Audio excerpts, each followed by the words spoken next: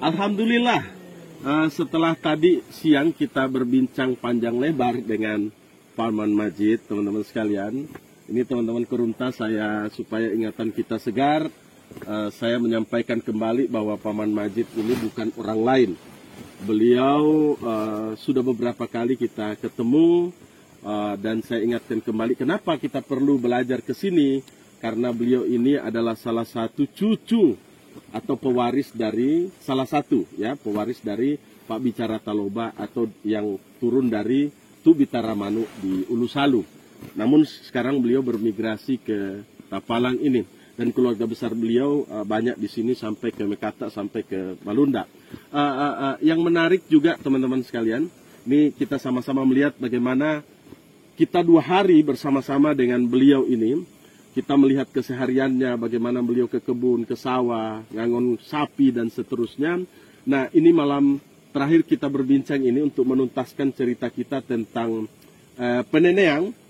Teman-teman sekalian, ini juga sekaligus teman-teman di luar sana supaya tahu bahwa kami berbincang bersama dengan beliau, berguru kepada beliau selama 2 hari ini asik sekali. Kami sekarang berada di pinggiran sungai Tapalang ini.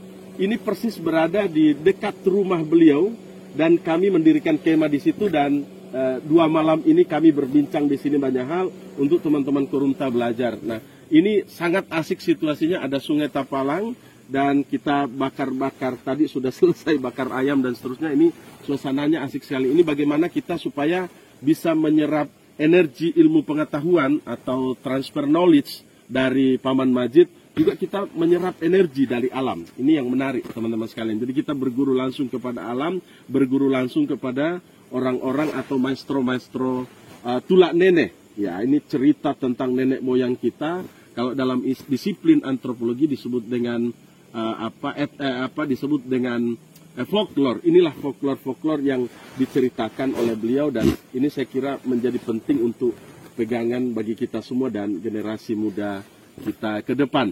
Nah, teman-teman, malam ini ya semuanya karena malam ini kita kembali akan bercerita menyebut nama-nama nenek moyang kita, menyebut nenek Pungka Padang dan seterusnya, apalagi tadi siang Tumanurung dan seterusnya. Kita sangat menghormati itu, bahkan bagi orang Ulusalu ya pamannya, itu pantang sekali menyebut nama nenek moyang kalau kita tidak berdoa terlebih dahulu. Maka mari kita berdoa bersama-sama secara langsung kepada semua nenek moyang kita. Mudah-mudahan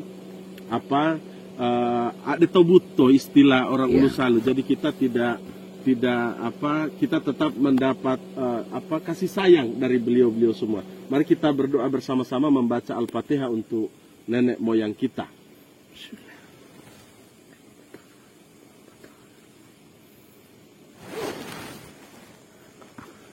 Selesai.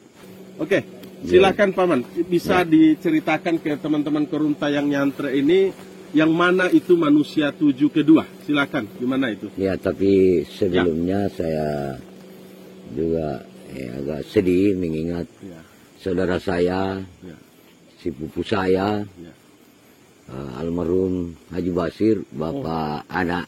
Ya, ayah anda saya. Ya, di mana dia adalah guru saya, temannya dalam bidang agama dan bagaimana saya diajari bagaimana teknik untuk diterima menjadi PNS sehingga saya bisa jadi manusia. Alhamdulillah. Lahul Fatihah untuk beliau. Insya Allah tenang di sisinya. Lanjut, Paman. Nah, kemudian kita memasuki cerita selanjutnya. Ya, namanya tulak nenek atau cerita nenek moyang. Cerita nenek moyang tulak nenek. Manusia 7 atau urutirek dana tau pitu di Toraja. Urutirek dana tau pitu ya. Ini istilah lokal sekali, menarik. Kemudian tadi siang itu sudah diceritakan. Lalu sekarang kita akan menceritakan penduana tidak tau pitu atau tau pitu yang kedua, yang lahir di Tabulahan, itu putra putri dari Pungka Padang dan Turjene. Yang pertama adalah Demengana, kedua Mana Parodo, Ya. Jadi Iya. yang pertama Demangana ya. Yang kedua Manaparodo. Yang kedua Manaparodo ya. Atau Manadahodo. Yang ketiga Buralebo. Buralebo. Yang keempat Simbadatu. Simbadatu. Dan yang kelima Ya. Pulau Mesa. Pulau Mesa. Ya. Yang keenam Delumale. Nah, ini Delumale dikabarkan merantau ke Mamuju dan tinggal di Padang Mamuju. Kemudian yang ketujuh Nenek Patana Bulan atau Patanan Bulawan. Patanan Bulawan. Ini dalam sejarah atau lontra dikatakan tidak diketahui kemana rimbanya. Oke, nanti Paman, sebelum ke situ, ini kita akan kupas dulu satu-satu dari manusia tujuh ini. Jadi tadi Paman cerita bahwa lahirnya manusia tujuh yang kita kenal, ya sambil ngopi ini Paman.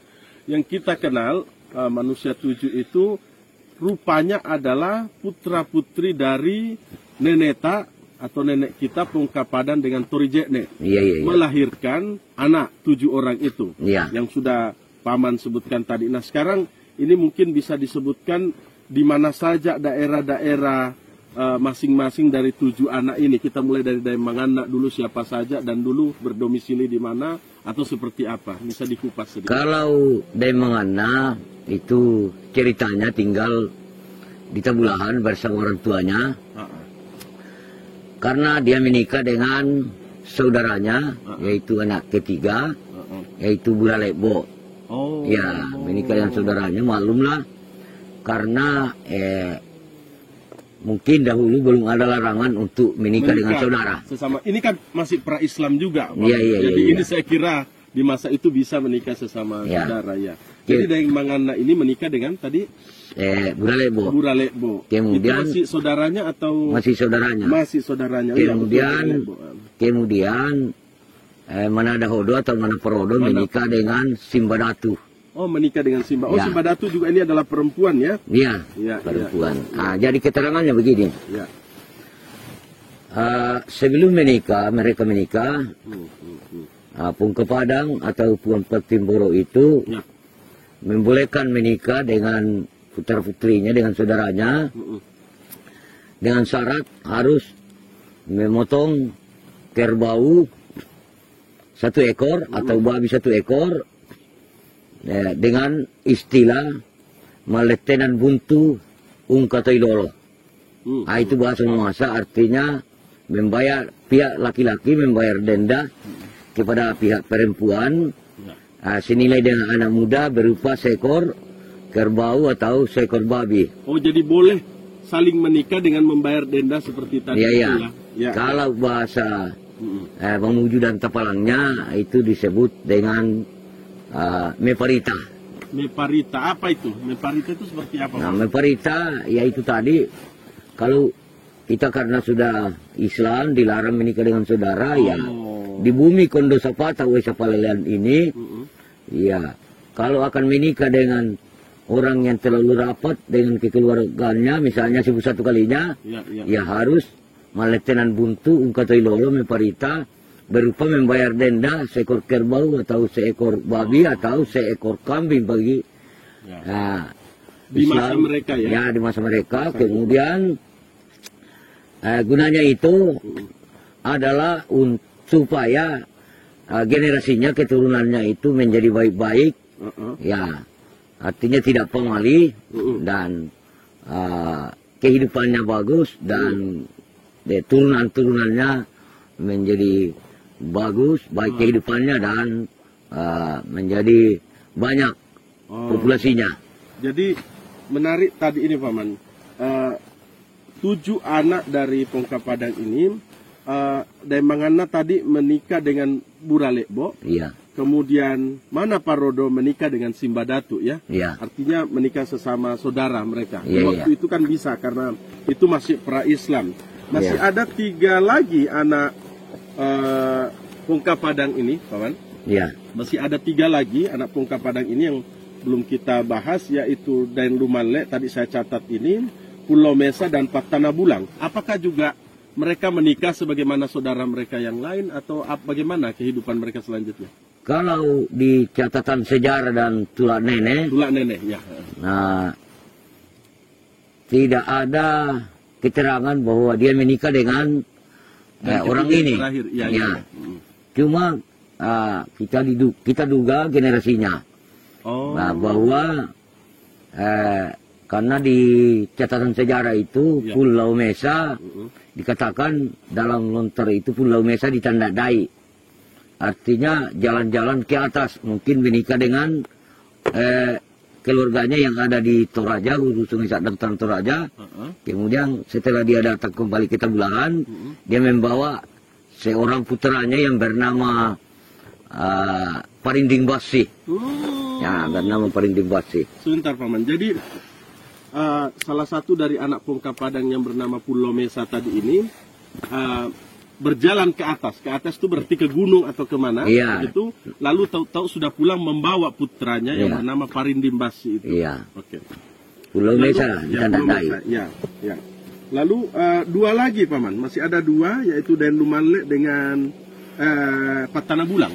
Kalau nasibnya itu? Kalau Den Lumanle ini disebutkan bahwa dia merantau ke pesisir Mamuju dan akhirnya pusaranya mereka di sana dia temukan di sekitar Gunung Padang Mamuju.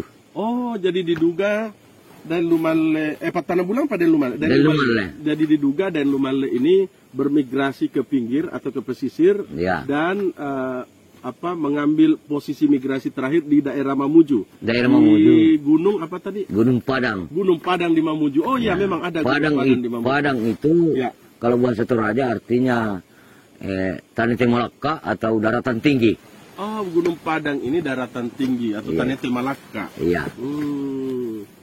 Ya. Satu lagi Paman, dari 7 bersaudara itu satu lagi yang belum kita bahas lebih jauh, yaitu Patana Bulang. Ini bagaimana? Ya, Patana Bulan atau Patanan Bulawan. Oh, Patana Bulang. Nah, inilah yang disebutkan di dalam sejarah Pak Neneang. Tidak diketahui kemana rimbanya Patana Bulang ini. Ya, namun ada cerita tulah nenek di belakang tapi tidak tertulis. Hanya cerita rakyat saja. Ya, dari nenek moyang mengatakan bahwa Patana Bulan dulu itu dia menyeberang ke Cina, kemudian bergabung ke Kublai Khan. Oh, mengarah ke situ dia menyeberang, tidak hanya menyeberang, tapi dia menyeberang daratan ya. Ke Kublai Khan, kerajaan Mongol di Cina. Kemudian ketika Kublai Khan datang menghadap ke kerajaan Jawa yang namanya Kudunga. Kalau begitu Paman, karena ini tadi jauh sekali dia menyeberang sampai ke Cina, ke Kutai dan seterusnya. Saya juga tidak tahu, pernahkah ini kira-kira terjadi abad keberapa Paman? Pernah enggak ada kabar mengenai itu, bahwa ini kira-kira abadnya Taupitu kedua? Itu kira-kira abad keberapa? Karena tadi menyebut Cina, siapa tahu memang ini bisa nyambung begitu. Karena kita bisa menduga bahwa pada abad kesekian Kubilai Khan dan abad kesekian Kutai Kartanegara misalnya. Ini yang disebut Kutai Kartanegara kan? Iya. Kutai Kartanegara yang rajanya dulu itu Mulawarman ceritanya. Di Tanah Hulu. Kemudian itu diperkirakan orang dulu itu sekitar tahun 1200-an. 1200-an.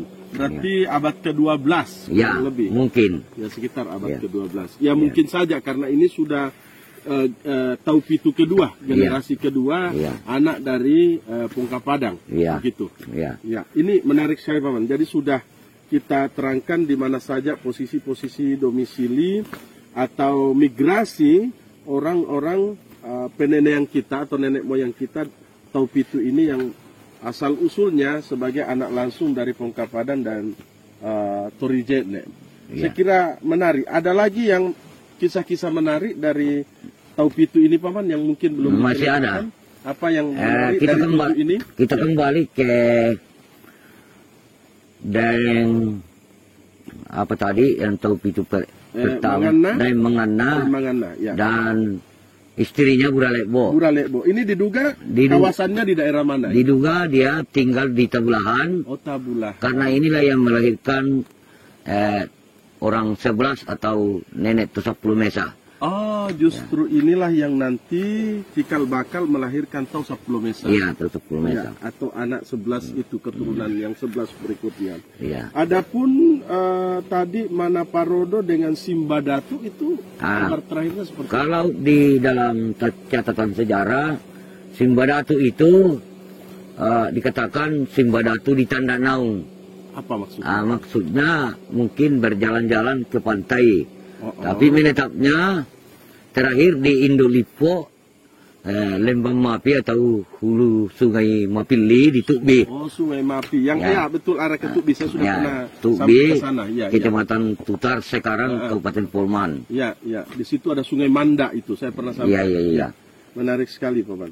Dari yang lain, akhirnya beranak pinak kemana meleburnya? Saya jelaskan dulu. Ya. Generasi daripada Demengana dengan Buralebo. Itulah tahu 10 Mesa. Oh, itu nanti kita akan sampai ke tahu 10 Mesa ya? Iya. Oke, kalau begitu Paman, ini menarik sekali teman-teman. Kita sudah mengupas tadi yang sering disebut dengan Taufitu atau manusia 7 dari turunan langsung dari Pongka Padang bersama dengan Torijek melahirkan Taufitu. Tadi sudah dijelaskan posisinya di mana saja. Ya, nanti teman-teman bisa tanya ini kalau ada yang mau ditanyakan dulu.